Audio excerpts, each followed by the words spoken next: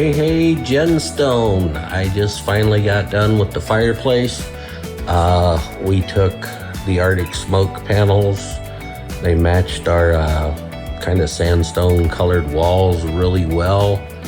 Put it around a gas fireplace that was already installed in the house when we bought it a couple months ago.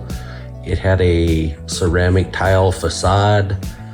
I actually used ceramic anchors into the ceramic tiles, drilled holes, then put the anchors in and secured the GenStone onto that. Looks like it's gonna hold up pretty well.